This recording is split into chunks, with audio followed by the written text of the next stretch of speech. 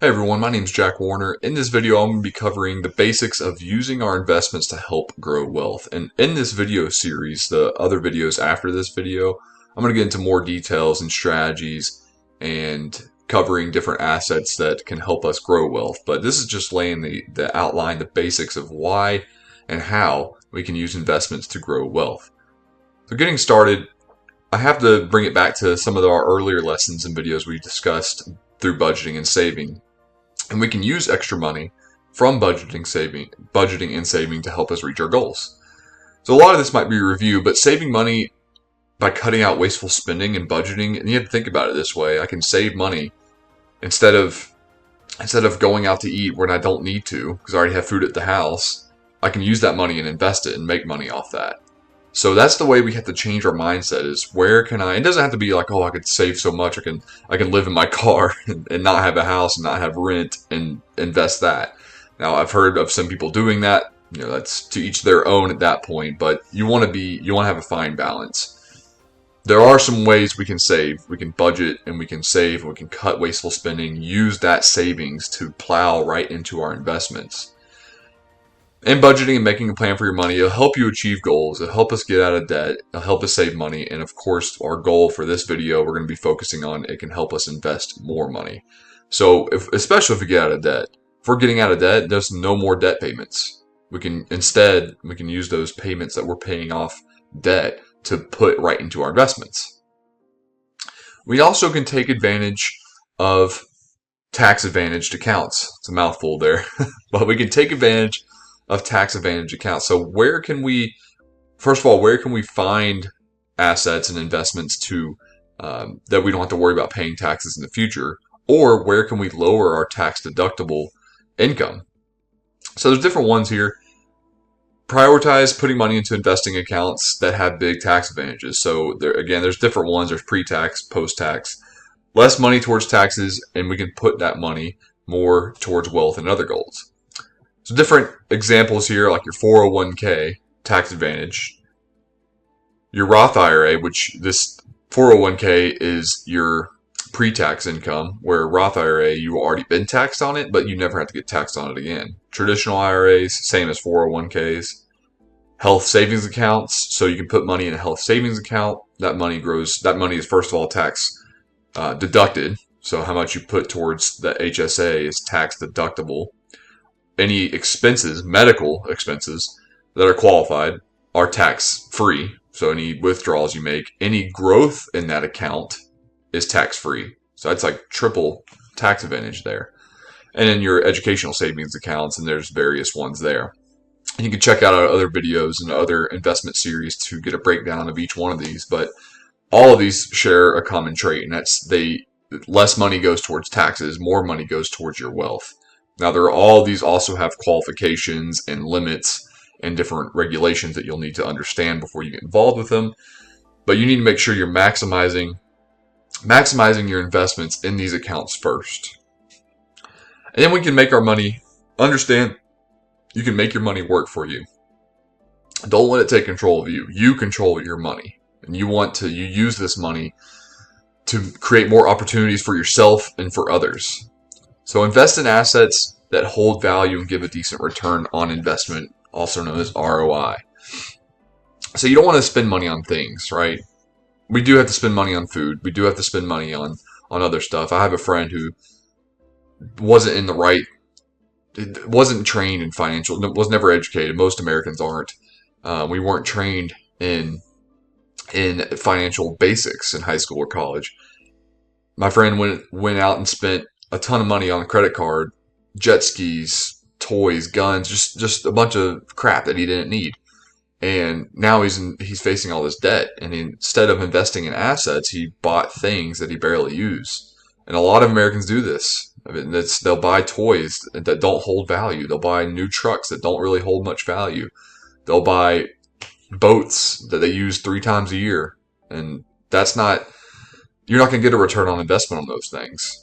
Now you can rent them out. You can start a business. There are ways to do it, but you want to make sure you're focusing on assets that hold value and give a decent return on investment. Don't invest in things you do not feel comfortable with or you don't know. Invest if a friend's asking for, hey, give me $10,000 so we can start this business. You probably won't feel comfortable with that. That's probably not a good financial decision for you. So move on from that. Find another opportunity. Understand that wealth takes time too. This is not an overnight thing. Very rare, very, very rare. Like 0.0001% of people that become wealthy in less than a year, let alone a couple of years. This is going to take a long time of letting your money work for you, compounding interest, allowing that to work, and allowing your wealth to build and build and build, and taking advantage of those tax advantage accounts. We also need to diversify. If we want our investments to help us grow wealth, we need to diversify. So this is where you get that saying, don't put all your eggs in one basket. You want to split your investments into different areas. So I don't want to put it all in Tesla, even though Tesla, well, it depends on how you view stocks. But Tesla might be a successful company and it might do good, but they go through swings. They go through some crazy swings, ups and downs for sure. So you want to make sure you're splitting your investments. Don't put it all in one car, or don't even put it in one. Don't put it in all the auto industry. Split it up. Put some in tech. Put some in agriculture. Put some in pharmaceuticals. So you'll make sure you're splitting your investments up, and then don't focus on the stock market too. Put some money in real estate. Put some money in a business that you're starting or whatever.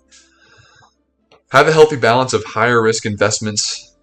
So you want to make sure that you understand your risk assessment first, your risk tolerance, and then you want to have a healthy balance. So you need higher risk investments and low risk conservative investments when you are investing, to make sure that high risk investments, they're going to help you grow more money, where low risk investments are going to help you with that conservative piece where you can handle more risk, but also it won't have wide, crazy, volatile swings in value.